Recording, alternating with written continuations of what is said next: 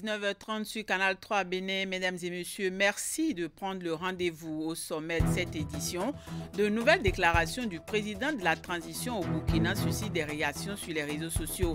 Après donc les autorités nigériennes, c'est le jeune capitaine à la tête de la junte burkinabé qui revient à la charge et affirme vertement qu'il existe des bases militaires françaises à Kandi et dans la zone de Porga qui formeraient des terroristes. À ce propos, le porte-parole du gouvernement a réagi de nouveau. Wilfried Léandre Ngouedi se désole de cette sortie du président burkinabé et lui renvoie tout simplement la balle. Extrait à suivre dans ce journal. Le ministère des Affaires sociales et de la microfinance a mis en place le programme sectoriel de filet de protection sociale productif dénommé Gbesoké. Le projet vise à apporter assistance aux personnes vulnérables, notamment les pauvres extrêmes, afin de réduire la pauvreté au Bénin. En prélude au lancement officiel prévu en août prochain de ce programme, qui donnera le top des transferts monétaires aux bénéficiaires, la ministre des Affaires sociales et de la microfinance, accompagnée de responsables à divers niveaux, a effectué une descente à Cotonou, principalement à Gbégamé et à Missebo, pour constater l'évolution de la distribution des cartes SIM aux bénéficiaires des communes pilotes. Tenue de la première assemblée plénière dans la perspective de mieux améliorer la qualité de la gouvernance du secteur agricole, les membres du Conseil national d'orientation et de suivi du secteur vont notamment faire le point des activités menées depuis leur installation et faire des projections. Ravi de vous retrouver ce soir pour le point de l'actualité dans le pays sur votre chaîne préférée. Démarrons par ces nouvelles déclarations du président de la transition au Burkina qui suscite assez de réactions sur les réseaux sociaux. Face à certains de ses compatriotes, le capitaine Ibrahim Traoré revient sur l'affaire de la prétendue présence de bases militaires au Bénin. Dans un élan très passionné, il affirme vertement qu'il existe des bases militaires françaises à Kandi et dans la zone de Porga qui formeraient des terroristes. Des déclarations tout le moins surprenantes car sur la question, le gouvernement béninois a à maintes reprises démenti et mis au défi les accusateurs du Bénin. Après donc les autorités nigériennes, c'est le jeune capitaine à la tête de la junte burkinabé qui revient à la charge, ce qui a obligé le porte-parole du gouvernement béninois à réagir de nouveau. Sur ses pages digitales, Wilfried Léandre Ngouedi se désole de cette sortie du président burkinabé et lui renvoie tout simplement la balle. Suivons l'essentiel de cette réaction reprise ici par Candide Rouintan. C'est l'hôpital qui se moque de la charité. Les attaques terroristes enregistrées par le Bénin à ce jour, dont la grande majorité a été déjouée par nos forces de défense et de sécurité, sont l'œuvre des gens venant de l'autre côté de nos frontières avec le Burkina Faso et le Niger. C'est d'ailleurs ce qui a amené le gouvernement du Bénin, dans sa stratégie pour contrer le phénomène, à construire pour compter de 2022 de petits camps militaires appelés bases opérationnelles avancées dans plusieurs de nos communes frontalières. Cela, nous ne l'avons pas caché puisque le président de la République lui-même en a parlé devant l'Assemblée nationale dès le 8 décembre 2022. Voilà que nos frères et voisins, pour des raisons de politique domestique, s'emploient à vouloir faire de nous la source de leurs problèmes. C'est une tendance pernicieuse venant de militaires qui connaissent ces camps et leur vocation. Ainsi, après le Niger, c'est au tour du Burkina Faso d'embaucher cette trompette nauséeuse de désinformation qui alimente non le patriotisme, mais plutôt la rancœur des populations et menace à terme la coexistence pacifique des peuples. Une chose est certaine, le populisme n'a qu'une seule vertu, c'est de déplacer les problèmes en faisant semblant de les régler. Tôt ou tard, les populations se rendront compte qu'elles ont été abusées. Parlons du social avec le gouvernement qui, à travers le ministère des Affaires sociales et de la microfinance, a mis en place le programme sectoriel de filet de protection sociale productif dénommé Gbesoké. Le projet vise à apporter assistance aux personnes vulnérables, notamment les pauvres extrêmes, afin de réduire la pauvreté au Bénin. En prélude au lancement officiel prévu en août prochain de ce programme qui donnera le top des transferts monétaires aux bénéficiaires, la ministre des Affaires sociales et de la microfinance, accompagnée de responsables à divers niveaux, a effectué dans l'après-midi de ce mercredi une descente à Cotonou, notamment à Gbégamé et à Missebo, pour constater l'évolution de la distribution des cartes SIM aux bénéficiaires des communes pilotes. Voici le compte-rendu de cette descente avec Ouliat Sanoussi et Deron Pevi. Ici, dans les quartiers Gbégamé et Missebo à Cotonou, La ministre des Affaires sociales et de la microfinance constate l'évolution de la distribution des cartes SIM aux potentiels bénéficiaires du projet Gbesoke, entendez porter haut en langue Yoruba. Dénommé programme filets sociaux, ce projet productif est initié par le gouvernement au profit des personnes vulnérables, notamment les pauvres extrêmes.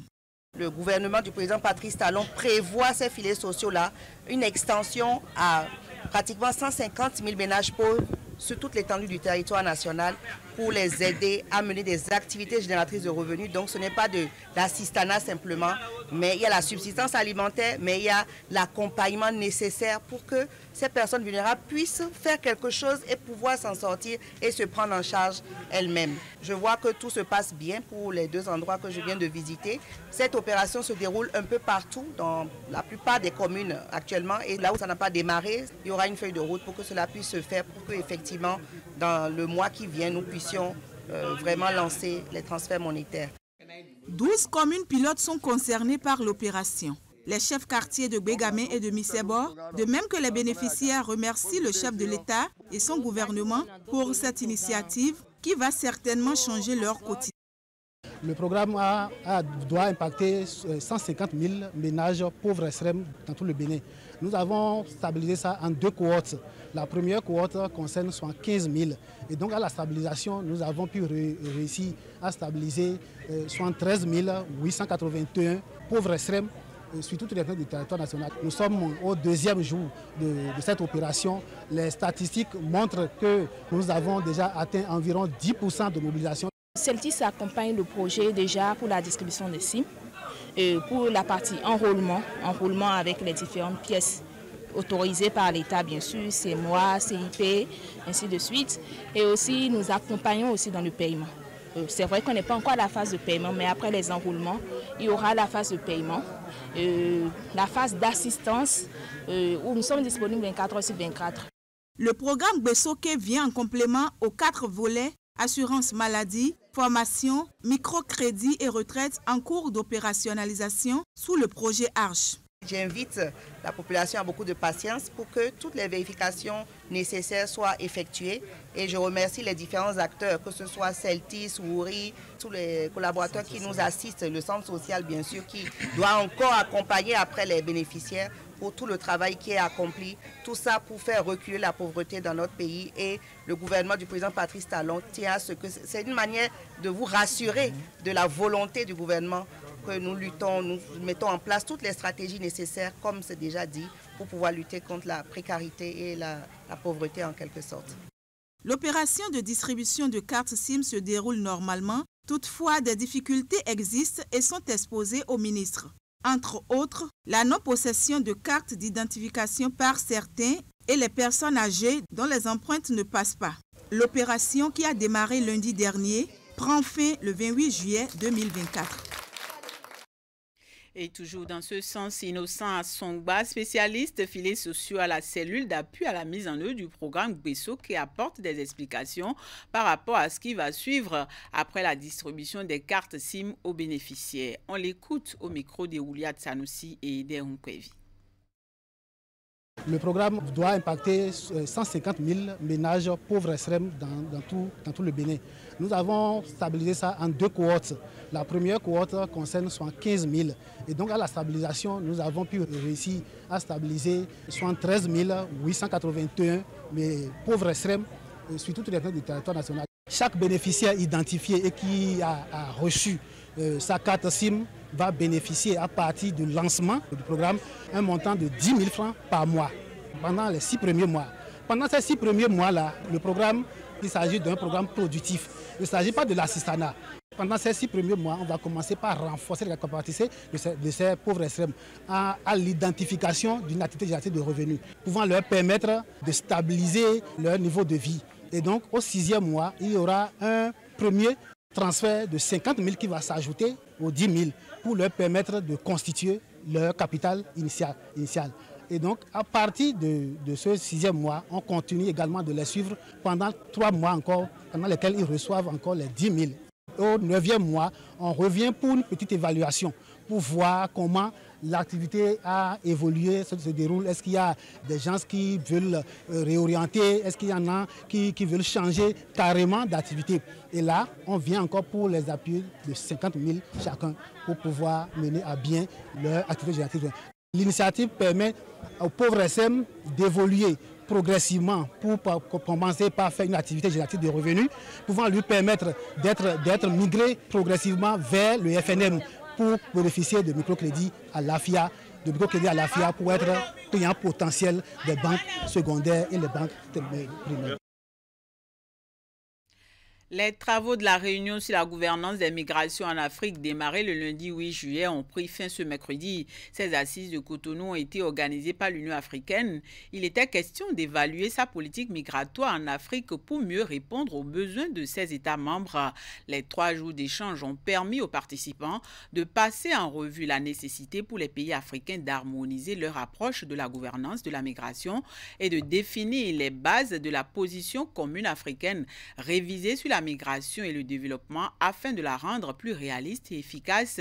Les travaux ont pris fin par les mots de félicitations de la directrice générale des affaires consulaires et des Béninois de l'extérieur représentant le ministre des Affaires étrangères.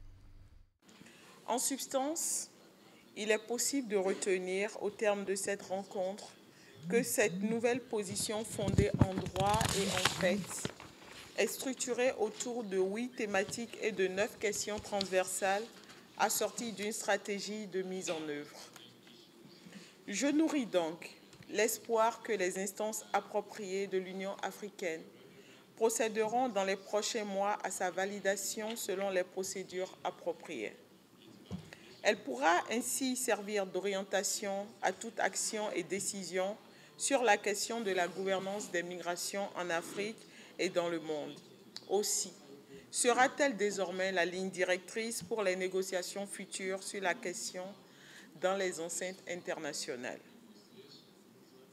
Mesdames et messieurs, au cours de vos travaux, vous avez également évalué le cadre de la politique migratoire en Afrique, tiré des enseignements pertinents des riches échanges que vous avez eus ici, identifié et formulé des recommandations pertinentes pour améliorer la mise en œuvre efficace de ce cadre au niveau national et régional en vue de l'amélioration de la gouvernance des migrations en Afrique d'ici à 2030. J'espère qu'une fois de retour dans vos pays respectifs, chacun de vous, chers points focaux, fera le suivi assidu de la mise en œuvre efficace de ces recommandations, de sorte qu'à l'évaluation finale, nous puissions enregistrer des progrès notables au grand bonheur des peuples africains. Mesdames et messieurs, je voudrais saluer au nom du gouvernement de la République du Bénin, en particulier au nom du ministre des Affaires étrangères, l'organisation de la session de renforcement des capacités des points focaux des États membres de l'Union africaine et des communautés économiques régionales en marge des travaux d'évaluation du cadre de politique migratoire de notre organisation commune.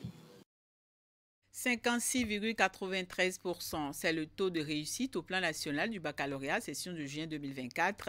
La proclamation des résultats a été faite hier, soit par le directeur de l'Office du baccalauréat à Cotonou. D'après les chiffres officiels, la série C est celle ayant enregistré le taux d'admissibilité le plus élevé, alors que le département du littoral s'en sort avec le plus grand nombre de candidats admissibles.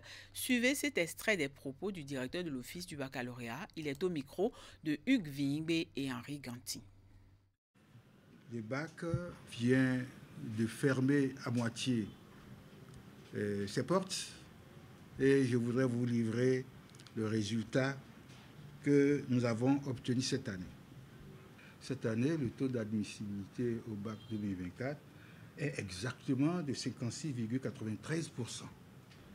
C'est un taux qui honore le Bénin et qui aussi prouve que des efforts louables ont été faits depuis quelques années pour booster le système éducatif de notre pays.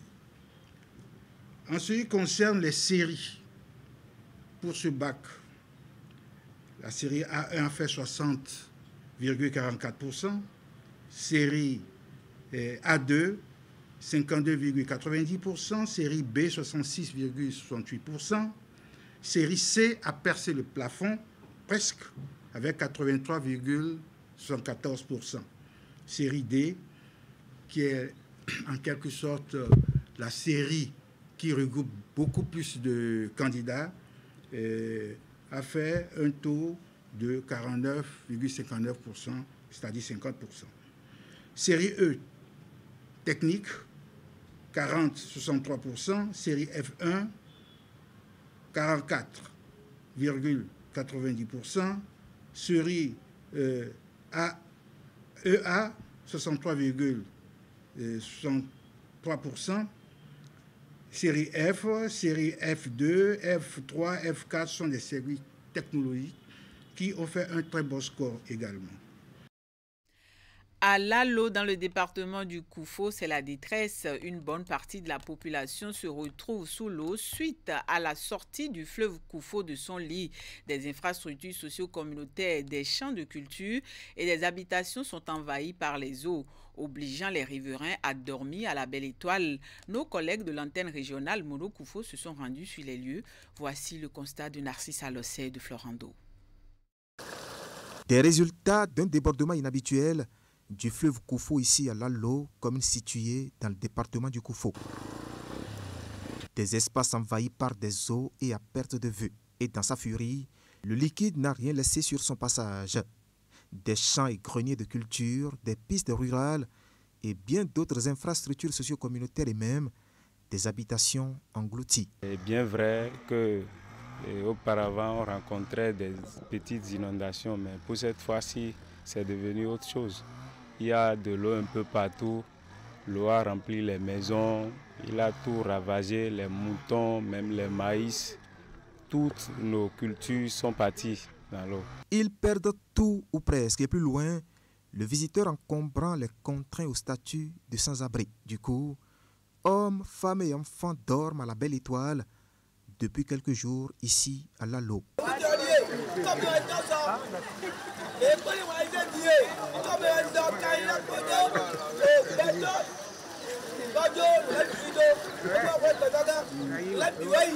Au total, 7 arrondissements sur les 11 que compte la commune sont sous l'eau. Les sinistrés, eux, peuvent partager leurs sentiments de tristesse et de consternation avec les autorités. Ils sont venus leur dire d'être sereins. Demander aux autres de ne pas chercher à naviguer maintenant, à traverser le cours d'eau. Éviter de s'aventurer auprès des eaux. Et le message est constamment véhiculé au sein des populations qui cachent à peine leurs cris de détresse. Parce qu'il y a un peu de tout qui est parti. Comment les avoir pour alors jouir des besoins fondamentaux, c'est un grand problème, c'est le souci de la population. Et surtout afin de prévenir certaines maladies. Nous sommes en saison pluvieuse, les maladies qu'on appelle le palud surtout.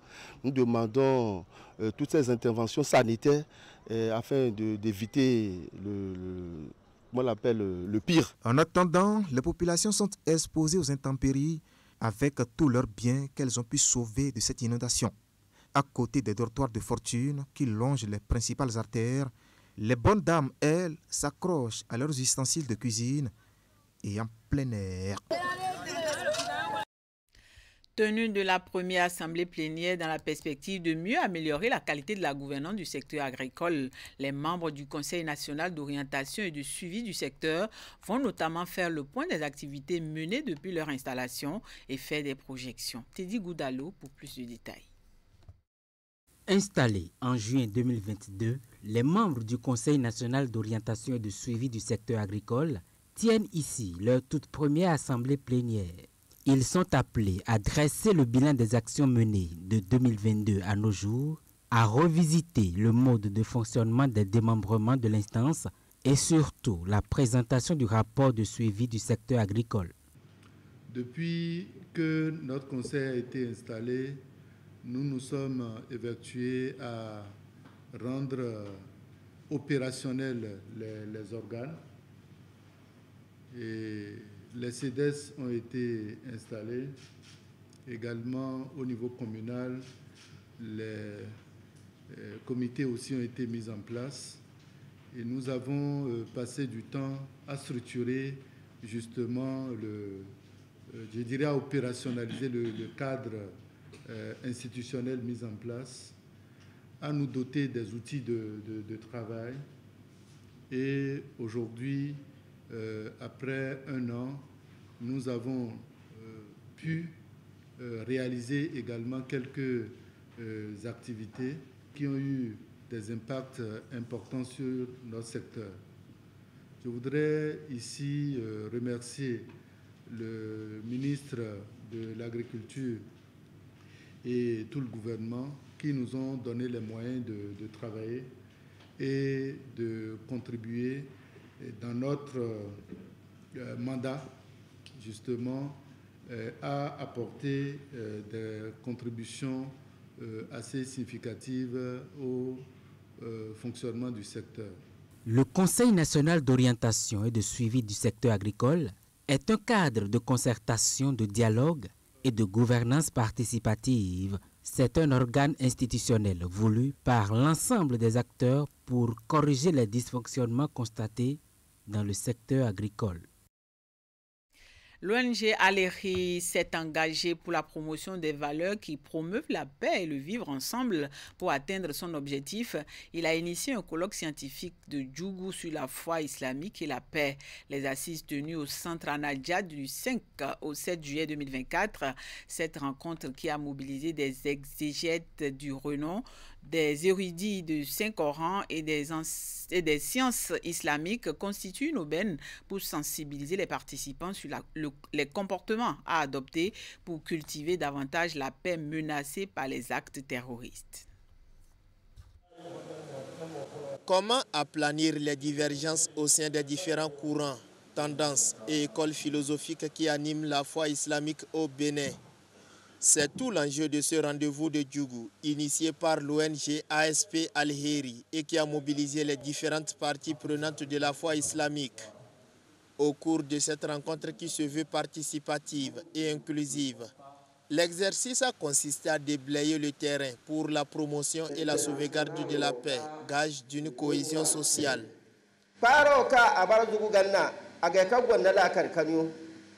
Pour les enfants, vous avez un lourd fardeau pour amener la paix effectivement dans notre société. Vous êtes appelés avec les sages à professer la paix, surtout la paix. Et je vous dis encore de faire un tour et de revoir aussi l'éducation à la base. C'est très capital. Je vais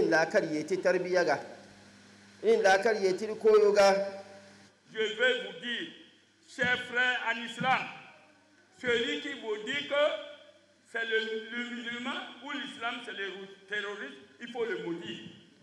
Les vrais terroristes, ils les connaissent et le monde entier connaît les vrais terroristes. Et qu'est-ce qu'on appelle terroriste et djihadiste? Il faut que le monde laisse l'injustice. L'injustice. Aux côtés de ces guides religieux qui ont compris la nécessité de mener des actions de sensibilisation contre la radicalisation et les actes attentatoires à la paix, des autorités politico-administratives très préoccupées par la question liée au terrorisme. C'est une question qui préoccupe chacun, de l'État central aux différentes collectivités territoriales de notre pays. Et vous savez qu'au niveau de la sous-région, la paix est menacée. Et nous estimons que vos assises vont contribuer à apaiser les tensions qui règnent et à contribuer à la paix. Un colloque scientifique ne saurait suffire pour endiguer le terrorisme. Il faut que les musulmans s'organisent pour être sur le terrain de la prévention à travers l'éducation. Des échanges qui vont essentiellement tourner autour du thème. La foi islamique et la paix vont permettre aux leaders religieux musulmans de découvrir leur rôle dans la prévention et la lutte contre le terrorisme. Selon les organisateurs de ce colloque scientifique, au-delà des séances de sensibilisation et d'éducation, Cette lutte nécessite aussi des investissements en direction des jeunes sans emploi. Les périodes de vacances sont des moments de réjouissance pour les élèves et écoliers. Après une année académique de dur labeur, dans quelques communes se disputent des compétitions de football pour amuser la jeunesse. Ainsi, dans la commune de Zé, le coup d'envoi d'un tournoi traditionnel a été donné le dimanche dernier. Suivez ici le reportage de Jules Echo, présenté par Hugues Vingbe. Coup d'envoi officiel du tournoi de solidarité ici sur le terrain communal de Zé. Devant ce public, composé en majorité des férus du Quiron, la formation de Rondo Koué, habillée en vert noir, lance les hostilités face à son adversaire, Tao FC, vêtu de blanc-rouge. C'est lancé en profondeur. Après une bonne partie de jeu bien animée, par des offensives menées de part et d'autre, le public va assister à l'ouverture du score. Attention la frappe!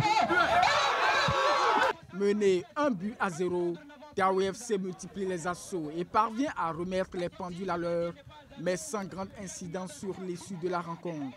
Ils vont courber les chines à l'épreuve des tirs au but. Je suis tellement heureux, ça a surpassé nos intentions. Mes coéquipiers m'ont vraiment submergé et puis je me sens vraiment content. Je ne sais pas exprimer ma joie actuellement. On n'a pas un bon tireur parmi nous.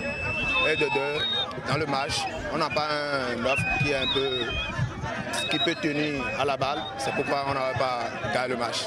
Cette initiative qui vient divertir la jeunesse de Zé a bénéficié de l'accompagnement des autorités de la localité. Le tournoi de cette année, c'est un tournoi particulier parce que c'est pour la première fois qu'on a étendu ça dans tous les arrondissements. Le tournoi a pris en compte les 11 arrondissements de la commune de Zé. Donc c'est un cachet spécial qui inclut tous les jeunes de la commune. Cette vacance est vraiment chargée pour nous.